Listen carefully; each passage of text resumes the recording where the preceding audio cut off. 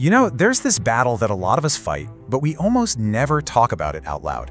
It's this quiet, internal war between what we say we believe in our heads and what we actually feel in our hearts. And really, it all boils down to this question, doesn't it? It's one thing to trust God when the sun is shining and everything's going your way. But what about when things get messy? That one unexpected text, that promotion that's taking too long, that piece of bad news. What happens to your peace in that moment? And that right there, that's what we can call the faith-feeling gap. It's that canyon between the faith we declare and the anxiety that's actually running the show. I mean, think about it.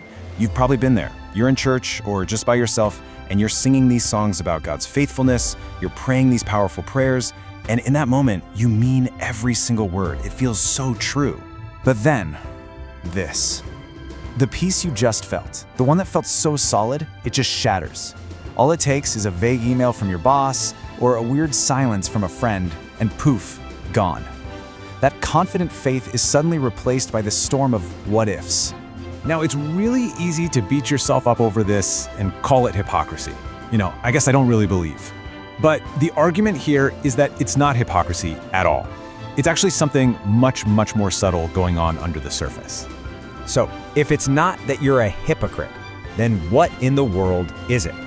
Well, to figure that out, we have to uncover this idea of a hidden ruler that might be secretly pulling the strings inside of us. Does this sound familiar? This internal chaos, this anxious mind space where these questions just play on a loop? What if it all falls apart? What if I'm not good enough? It's exhausting, and it feels completely real. And right there, that's the diagnosis. It's so simple, but it hits hard. The problem isn't that you have feelings of anxiety or fear. The problem is that without you even realizing it, your emotions have taken over. They've grabbed the steering wheel. Let's give it a name: emotional sovereignty. It's this quiet, unconscious deal you make with yourself to let your feelings tell you what's true.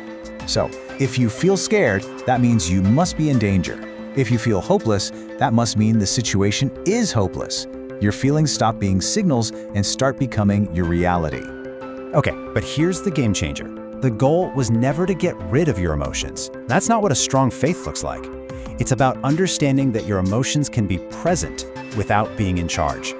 Let's look at a pretty incredible example of this. These are the words of Jesus in the Garden of Gethsemane. You can feel the emotion right through the page, can't you? This is real anguish, real dread. He's not hiding it or pretending he's fine. He's laying it all out there. And then, immediately after that raw, honest feeling, comes this pivot. This is the choice. He's basically saying, my feelings of fear are real and valid, but they will not make the final decision for me. His purpose is going to overrule his panic. And that's the key right there. The emotion was 100% present, but it wasn't sovereign. It wasn't sitting on the throne and calling the shots. This is the perfect picture of what it means to feel something deeply without letting it control you. And if you need another example, look at the Apostle Paul. He's writing this while he's literally chained up in a prison cell. Think about that. His contentment had nothing to do with his circumstances, which were awful. It came from an internal order that was completely separate from his external chaos. All right, so this all sounds amazing in theory, right? But how do we actually do this in our own lives when we're freaking out? Well, there's a super practical strategy we can use. It all starts by asking this one simple but incredibly powerful question. This question forces you to stop and draw a line in the sand, to sort your world into two different buckets. And that is step one to getting your peace back. And this chart just lays it out so clearly.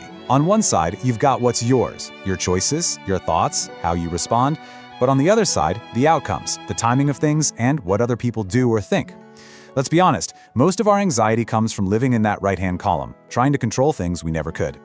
And here's the result. The second you get really clear on that boundary, the moment you accept what's yours and what's not, you stop wasting all that energy. And that's exactly where peace finds room to breathe. It's an act of focusing on what you can do and surrendering the rest. So what happens when you start to live this way, when you draw that line every day? Well, you begin to order your perception of the world. And out of that new internal order, a whole new kind of peace starts to grow. And let's be super clear on this because it's so important. This is not about becoming an emotionless robot. It's not about stuffing your feelings down. It's about governing them. It's putting them in their rightful place, where you can listen to them and learn from them, but not let them be the king. This quote right here is probably the biggest takeaway of all. We think strong faith means a smooth, easy, predictable life, but this flips that whole idea on its head. It says real strength isn't about changing your circumstances, it's about building an internal mindset and ordered perception that can handle any circumstance life throws at you. And that brings us right back to the beginning. That quiet war inside you. The real battle was never about some big dramatic rebellion against God. No, it was about something way quieter. It was about who or what you allowed to sit on the throne of your heart. But the good news, the really hopeful part, is that there's a clear path forward. When you make the conscious choice to put truth and what you know to be right back on that throne, dethroning those wild, temporary emotions, peace is the natural outcome. It just follows. So, that leaves all of us with one last question to really think about. In the quiet moments of your own life, when that wave of uncertainty hits, who or what is really sitting on your throne?